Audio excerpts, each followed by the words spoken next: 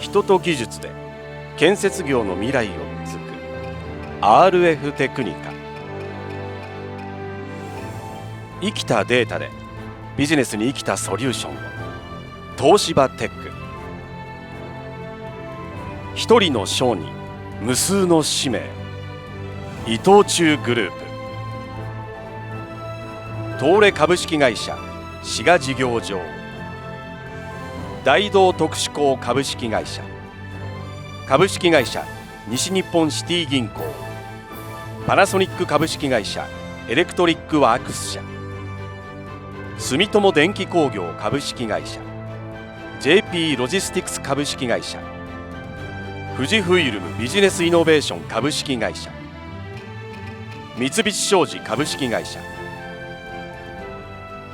株式会社ランテック、日本通運株式会社、 NX 商事株式会社、ご覧の企業様よりご支援ご協力をいただいております。誠にありがとうございます。サムライリーグ2026グループ D の第5試合となります。赤パナソニック株式会社エレクトリックワークス社、白が株式会社ランテックの一戦となります。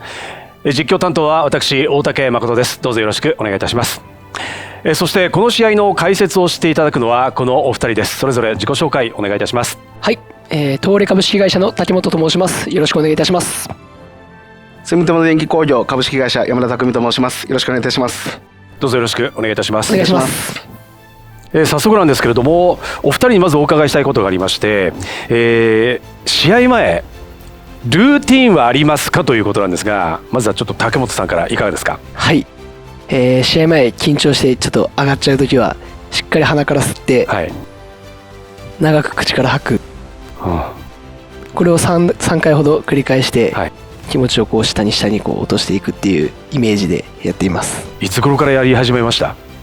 そうですね、これは結構最近なんですけど、このルーティンは去年ぐらいからやり始めて、はい、先生に教わってやるようにしています。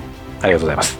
山田さんはいかがですか？そうですね、私は竹刀をこう後ろに回して肩をこう可動域を広げて、はい、試合前に臨むっていうことをやってます。まあ参考にはなりませんが、私の場合はもうバチバチしないで手足バンバン叩きます、ね、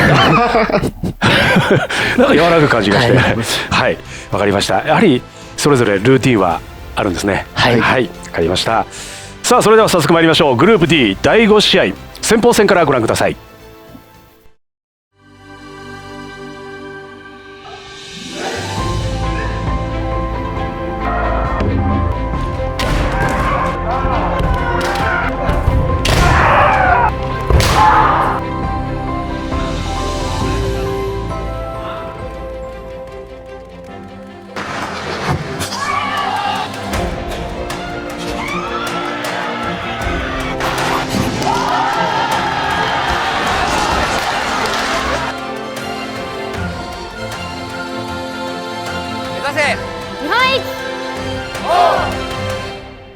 Panasonic。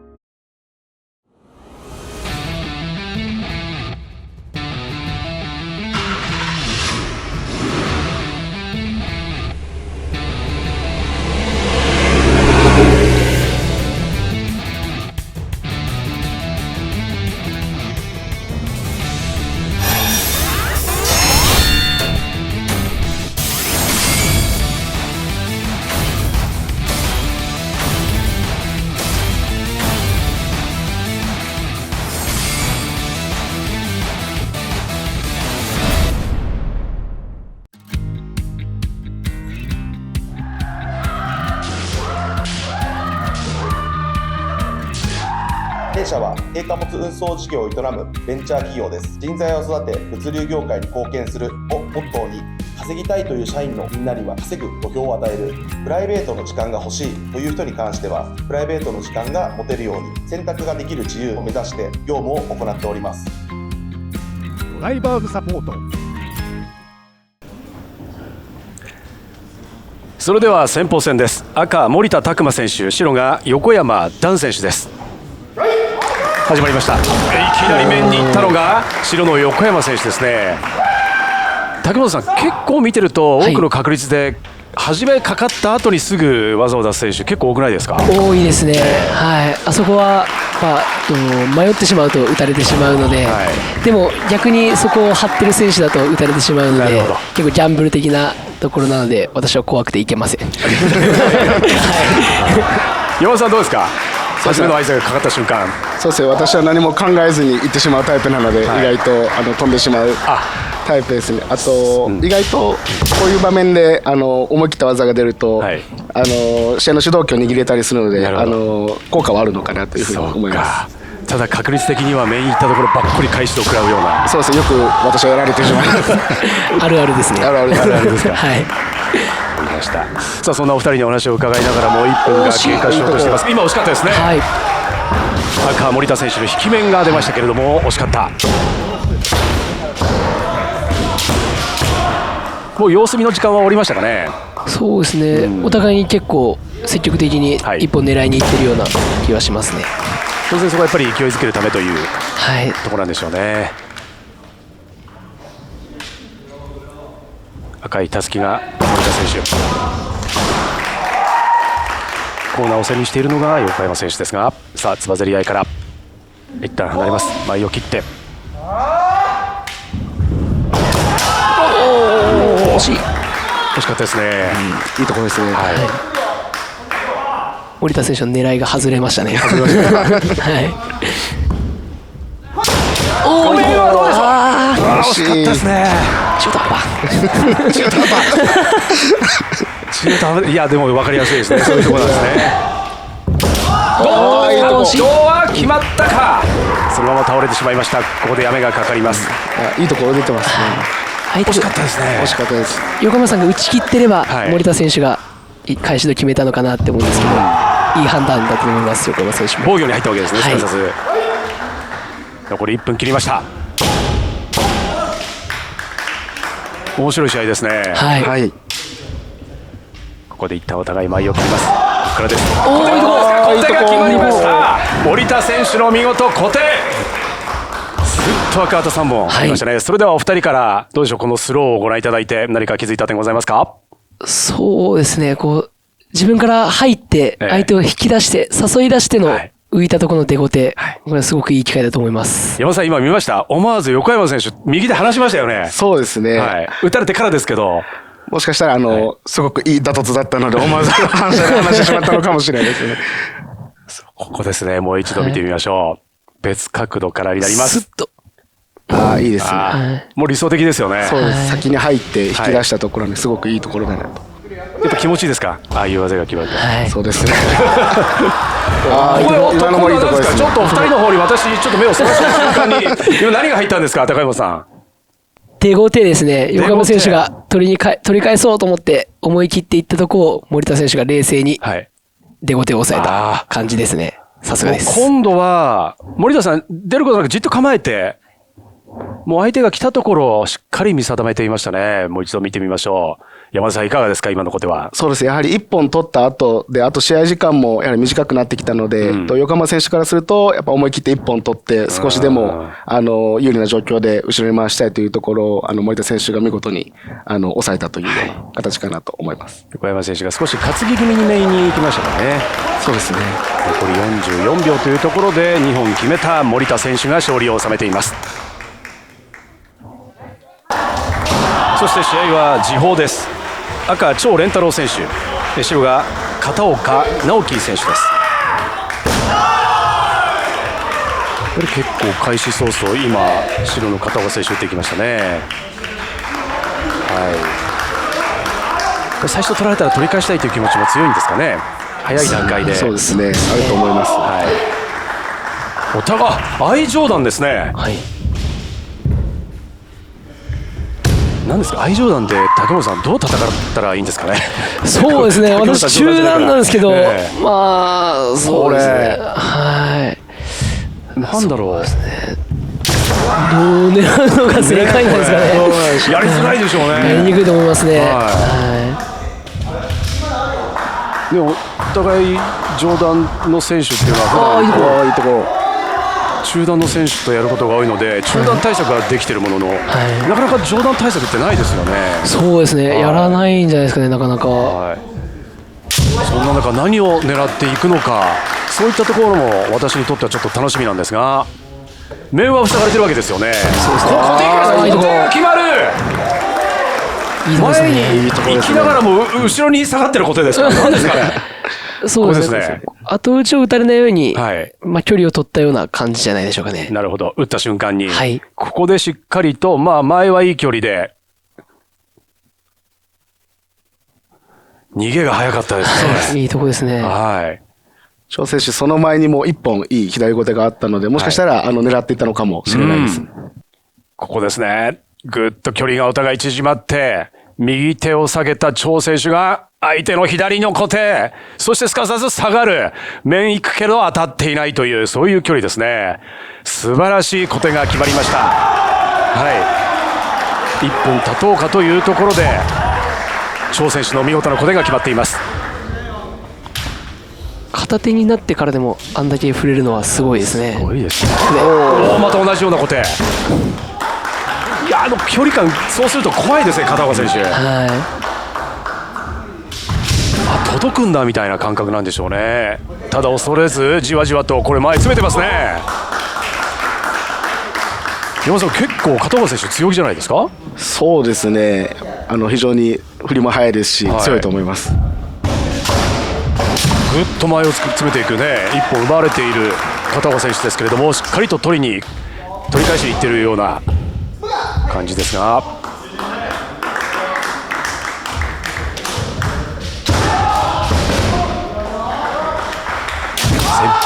先方は赤が取ってますからね。片岡選手はここで取り返したい。しかし張選手がここで1本奪うか、または1本勝ちですと2連勝ということになりますので、いいとこですか。決まりました。小手です。逆に小手を奪い返しました。スロー見ていきましょう。相手が下がっていってますね。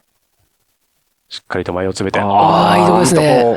しっかり届いてますね。最後まで強気に攻めていった片岡選手の小手。審判でここは見えませんが、審判は誰なんでしょうね、後ろ姿。スッと白い旗が3本上がりました。いいとこですね。すごいですね。さあ、残り59秒、勝負です。第上段の息詰まる攻防。竹内さん、どうでしょう。残り少ないですけれども、もうここはこのままでいくという気持ちなのか、最後まで一本取りいくか。そうです、お互い狙ってはいると思うんですけど、張選手の最初の方に当たってた小手も片岡選手目が慣れてきたようで、ちょっと、見えてきてるのかなっていうところで、次はどこを狙うのかなっていうところが見ものですね。相上段になりますとやっぱり小手の奪い合いという一例ですよね。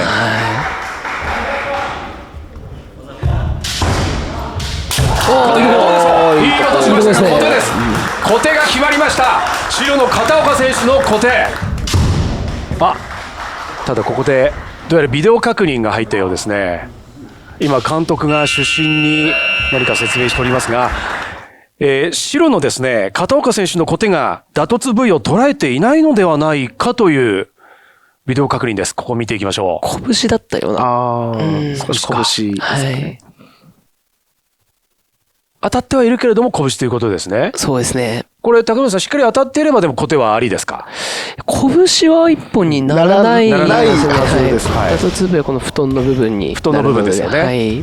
ただいい音しましたもんね。拳の方が音鳴っちゃうんで、このビデオ確認がないときはよく上がりますね。取られがちですか。さあしっかりとビデオ確認した結果取り返されました。一本取り合っての残り10秒ということになります。今の消えたのは痛いですね。残念ですね。ここでブザーが鳴ります。時報の相上段の戦い、引き分けに終わっていま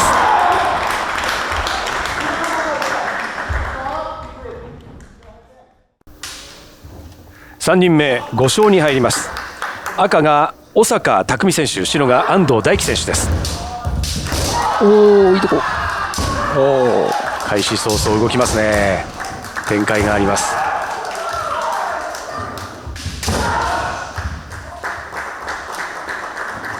小柄なのが小坂選手、身長163センチ。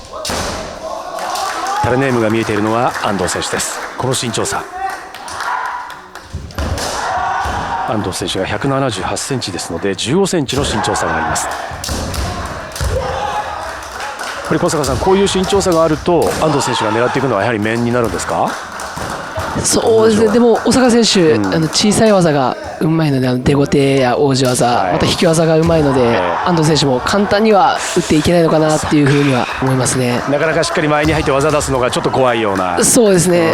大きく入りすぎるとそこを合わすのがうまい選手なので、小坂選手、ここのつばぜり合いからの引き面が得意という、安藤選手はやはり面が得意。どういう展開になるんでしょうか。残り2分を切っています。なんか早いな、小内がね。早いですね。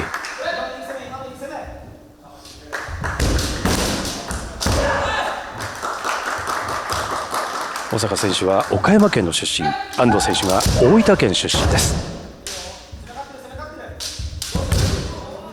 ここまで1分半が経過、お互い譲りません。ここから小坂選手が得意の引き技を出すか。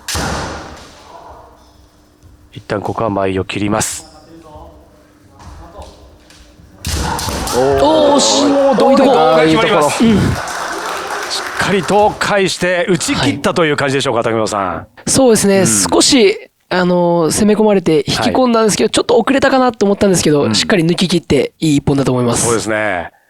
もう強引にもぎ取ったって感じですよね。小柄な小坂選手から安藤選手が見事開始指導、もう一度ご覧いただきましょう。山田さん、いかがですか、このシーン。すごいです。小坂選手も非常に意表をついてぐっと入って、ここの面もすごいいいタイミングだなと思ったんですけども、安藤選手がうまく返したというような感じかなというふうに思います。やっぱりここは身長の大きい安藤選手の方が懐が深かったという、そういう距離感だったんでしょうかね。そうですね。安藤選手の見事な開始指導が決まっています。2本目です。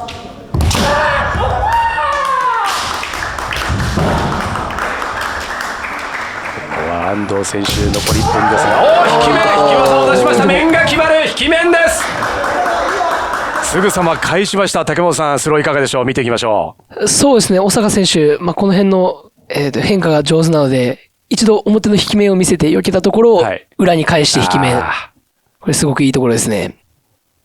安藤選手も足が止まって受けちゃったので、ここで足がついてくれば一本にならなかったのかなっていうふうには思いますね。山田さん、小坂選手の得意の引き面出ましたね。そうですね。やっぱり体の動きが速いので、一回表の技を見せて裏に行くと、やっぱ本当に近くなので余計に反応できないっていうところをうまく打ったなというふうに思います。ある意味基本的な引き技ですかね。表こうやっておきながら。そうですね。フェイントとしては結構ポピュラーな技かなと思います。見事に決まりました。さあここで1本を両者奪い合ってのポイント。ここで白い旗が上がる。ここが小手ですね。小手です。スローを見ていきましょう。竹本さん、いかがでした、今の小手は。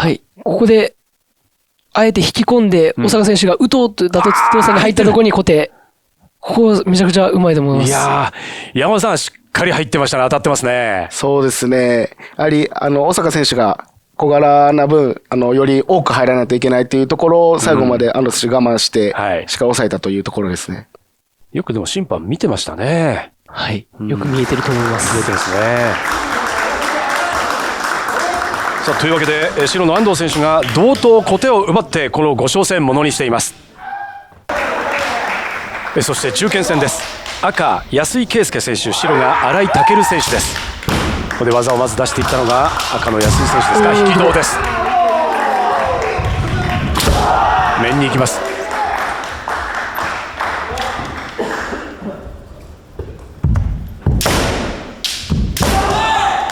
少しここで落ち着きましたかね。積極的にまず序盤行ったのが竹本さん、安井選手でしたね。安井選手はもう打突力も強いので、もう触れさせたら一本になっちゃうかなっていう結構怖い選手ですね。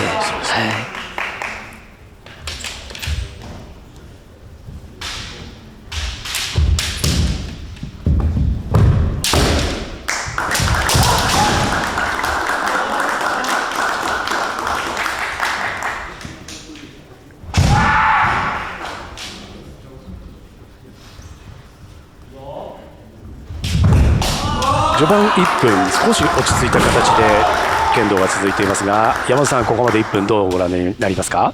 そうですね、安井選手が非常に攻めているんですけど、新井選手も決定打にはさせていないので、少し様子見が終わってここからどう出るかというところが見どころかなと思います。ここからですね。1本奪った方が勝利の可能性が近づくような、そういった感じもしますけれども、お互いでもいい技出し合ってますよね。残り1分半です。今白いたすきが見えているのが新井選手、得意技が小手、安井選手は得意技が引き後手となっています。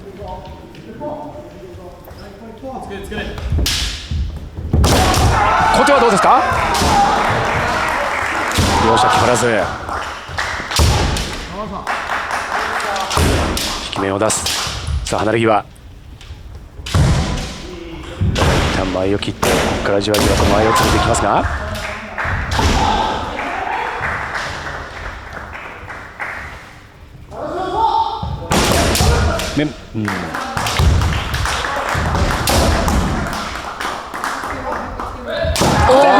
いいとこ、いいとこですね。いいとこでしたね。すごい安井選手の見事な小手、竹本さんまず見ていきましょう。はい、もうしっかりここで入って攻めて、で少し上を見せて手元の上がったところの小手、これ完璧ですね。完璧ですね。攻め切ってますね。山田さんいかがでした？今の小手鮮やかでしたね。そうですね、新井選手もちょっとこう右手で小手を隠すような動作をしてるんですけども、安井選手の振りがやっぱり速くて間に合わなかったというような形かなと。確かに右手をそうですね、こう隠して左手でこうかぶせるような形で間に合わなかったですね。間に合わないのが今のスローで分かりましたね。非常に速かったです。山田さん見えてますね。いやとんでもないです。ほんの速いのよく見てましたね。音すごいですね。いやもうすごいです、えぐいです。惜しい。そして残り時間が30秒です。1分先に奪っているのが赤の安井選手ですが、取り返すことができるか新井選手。新井選手も小手が得意。面に乗っていきましたが入らず、最後の技になりますか。残り10秒切っています。ここで攻めていくのが新井選手ですが、ここでブザーです。この中堅戦、安井選手が見事な小手を奪って勝ちを収めています。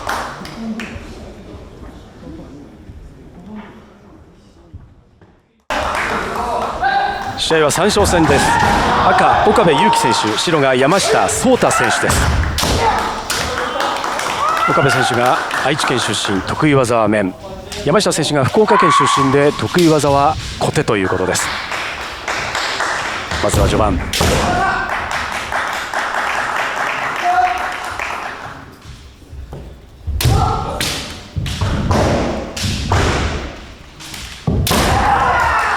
小手ですね。はい、岡部選手が小手を出していきましたが、高野さん、結構このサムライリーグでも過去にやったことない選手と当たったりもすることもありました？それともどうでしょう、結構お互い手の内の知るやったことがある選手と戦うことが多かったりします？どちらもありますね。そうですか。で、オーダーが変えれる分、相手もこちらもオーダー変えるので、いつものオーダーだとやらない相手とも当たったり、とか内定者も出てくるので、新人と当たることとかもあるので、結構やったことない選手と当たることは多いですね。いや、高野さんいいこと言ってくれましたよ。それがサムライリーグの一つの魅力なんですよね。オーダーテイスがこの予選リーグにおいてはないということで、普段だったらこの選手が来るだろうというところで、お前が来たかみたいな、ってことは当然試合開始早々は手の内探るような試合には剣道にはなるっていう感じですね。そうですね。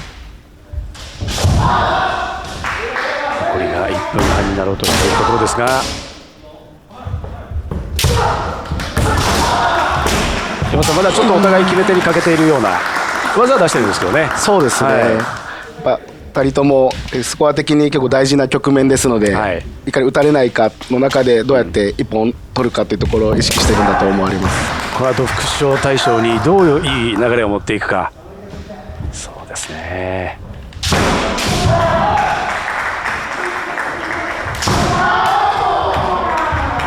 くるんですが、これまでパナソニック株式会社が2勝ですね、で株式会社ランテックが1勝ですから、はい、ランテックはここで一本欲しいところですね。そうですね、ここは勝敗的にはタイに持ち込みたいところですよね。そうですね、ランテックさんは。山田さん、3分早いですね。そうですね、もう本当に短いんですけど、やってると意外としんどいです。しんどいです私もこの時間だともうだいぶへばってます。それはもうやっぱり3分なので序盤から飛ばしていくからってことですか？そうですね、やっぱ体力配分考えないような私みたいなタイプだともうこの時には使い物にならなくなります。もうヘロヘロです。もうヘロヘロです。もうあとは逃げるしかないみたいな。そうですね。やっぱり戦い方があるんですね、この3分っていうところになりますと。残り10秒切っていますが、この3勝戦どうでしょう。ブザーが鳴ります。3勝戦、残すは副賞大賞を残すのみですけれども、3勝戦は引き分けということになっています。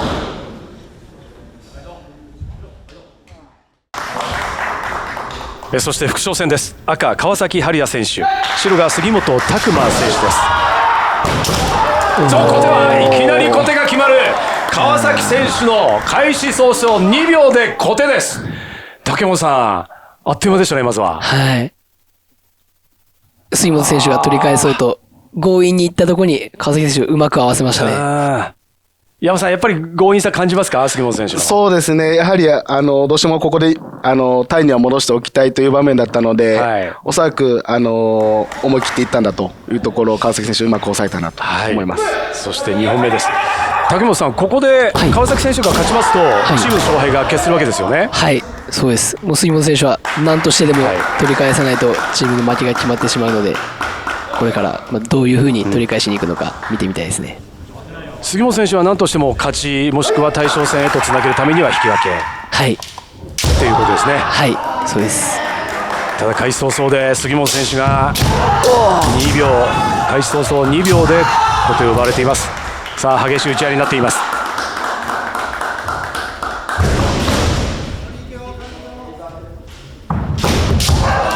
山さん、こうなりますと川崎選手の方が気持ちが楽じゃないですか。そうですね、川崎選手守りながらでもどっからでも技出してくるので、杉本さんは、生きながらそういうところに注意しながら思い切って技を出していかなきゃいけないので、結構難しい場面だと思います。